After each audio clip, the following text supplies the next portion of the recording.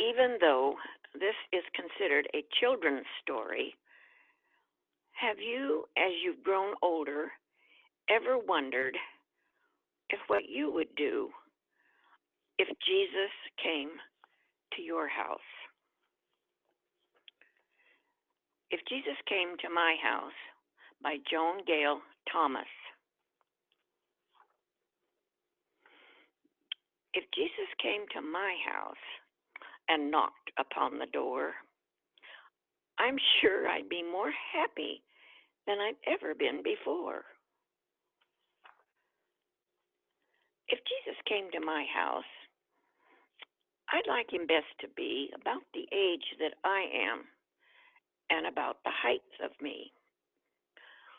I'd run downstairs to meet him, the door I'd open wide, and I would say to Jesus, "Oh, won't you come inside?" I'd offer him my rocking chair. It's such a comfy seat, and at the pleasant fireplace, he'd warm his little feet. My kitten and my puppy dog would sit beside his chair, and they would be as pleased as I at seeing Jesus there. Then I would put the kettle on to make a cup of tea, and we would be as happy and as friendly as can be. Oh, I'd show him all the places that are nicest in the house. The hole behind the stairs where I pretend that I'm a mouse. The little window up above where I can stand and see the people passing down below, and yet they can't see me. And then I think I'd show him the corner in the hall where I'm sometimes rather frightened by the shadows on the wall. I always have to hurry when I'm going past at night. But hand in hand with Jesus, I'd be perfectly all right. I'd show him round the garden and ask him, please, to bless the seeds that I have planted, the peas and watercress.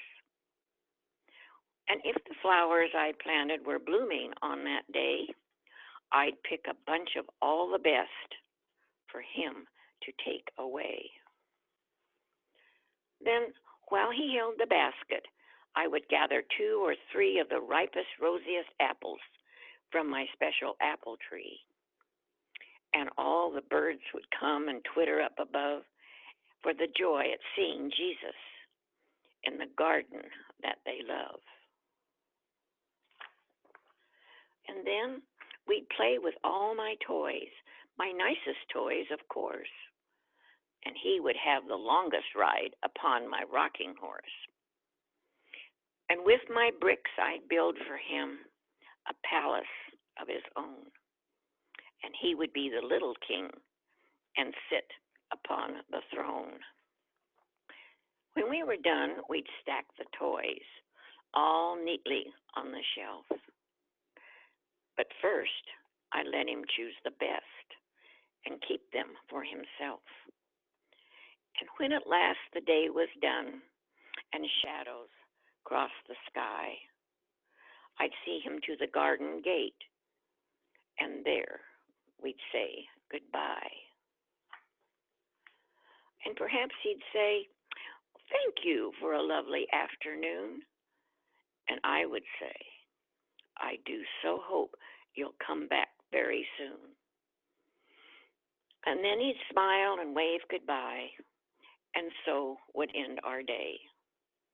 But all the house would seem to smile because he's been our way. I know the little Jesus can never call on me in the way that I've imagined, like coming into tea, but I can go to his house and kneel and say a prayer, and I can sing and worship him and talk with him in there.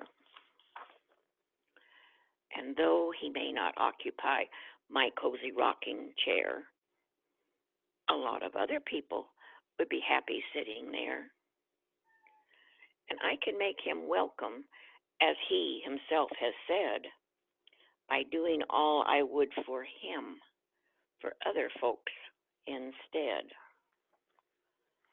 And though the house is dark at night, with shadows on the wall, I never need be frightened when I'm going through the hall. Although I cannot see him, I still can feel him near to understand and hold my hand and drive away my fear. The flowers in my garden he may not pick himself, but someone else would like them upon his mantel shelf. So if I know of anyone who's old or ill or sad, I'll take them there for Jesus' sake and help to make them glad. I still can share with Jesus the nicest of my toys by lending them or giving them to poorer girls and boys. And though he may not visit me as I have wished he would, yet even so, he'll bless my house if I am kind and good.